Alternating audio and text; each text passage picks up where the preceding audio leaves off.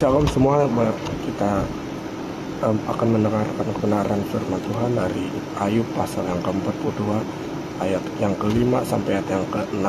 Demikianlah firman Tuhan, hanya dari kata orang saja aku mendengar tentang engkau, tetapi sekarang mataku sendiri memandang engkau. Oleh sebab itu aku mencabut perkataanku, dan dengan menyesal aku duduk dalam debu dan abu.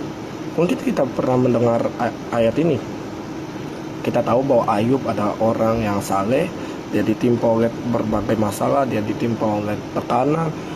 Tuhan mengizinkan iblis untuk mendatangi Ayub dan membuat hidupnya berantakan. Dan pada saat di waktu yang baik, dia berkata yang tidak baik tentang Tuhan. Dia berkata apa? Apakah engkau mau menerima yang baik dari Tuhan, tapi tidak mau menerima yang buruk?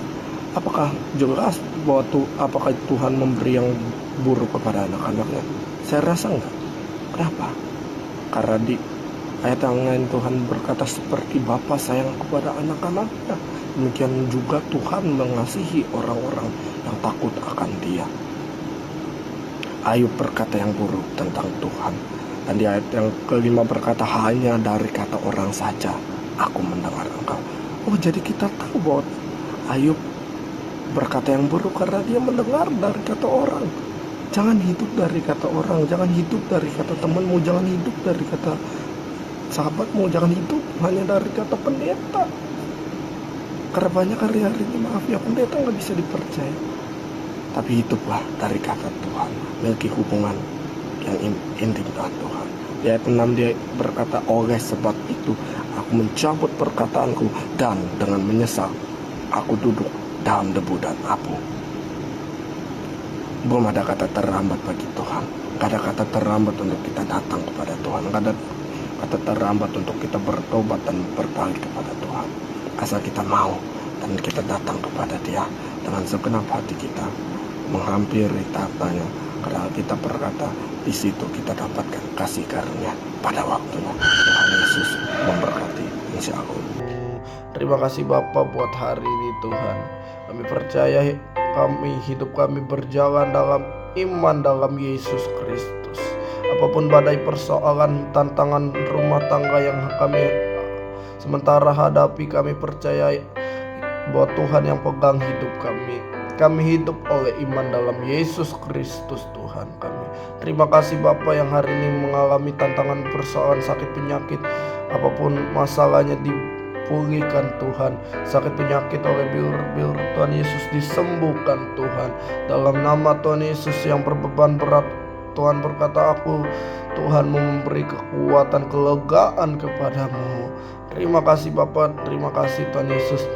Bangsa negara ini Tuhan berkati, jaga lindungi Tuhan. Jauhkan dari korupsi, jauhkan dari pertikaian atas bangsa ini. Kasihilah pejabat kami dari tingkat pusat sampai yang ke daerah Tuhan. Bapak Presiden, Menteri dan segala staf kabinet yang ada Tuhan berkati. Sampai yang paling bawah RT RW diberkati Tuhan. Apapun kebijakan yang diberikan mensejahterakan rakyat. Terima kasih Bapak, terima kasih Tuhan Yesus. Yang berulang tahun Tuhan sudah tambahkan 1 tahun lagi umur panjang dan sehat. Tuhan berkata Dia akan kukenyangkan dengan umur panjang dan sehat, dan akan kuselamatkan dia. Terima kasih Bapak, terima kasih Tuhan Yesus. Yang hari ini menanti pasangan hidup, keturunan ilahi diberikan Tuhan. Dan akhirnya kami mau akhiri ibadah kami dengan terima berkat Tuhan. Tuhan memberkati engkau dan melindungi engkau. Tuhan menyinari engkau dengan wajahnya, memberi engkau kasih karunia. Dan Tuhan menghadapkan wajahnya kepadamu dan memberi engkau damai sejahtera. Kini terimalah berkat dari Allah Bapa, cinta kasih dari Tuhan Yesus Kristus, penyertaan persekutuan Allah Roh Kudus menyertai hidupmu, studi sekolahmu, pekerjaan bisnismu, karirmu, pernikahan kedua orang tuamu dari sekarang dan sampai ke hari yang kedua. Dan Yesus datang menjemput kita dalam awan-awan kemuliaan, makan pesta perjamuan kawin anak domba Allah, dan nama kita tak tercatat dalam kitab kehidupan. Dalam nama Tuhan Yesus yang percaya diberkati Tuhan dengan iman, sama-sama kita katakan amin, amin, amin. God bless you, grace to you. Tuhan Yesus memberkati.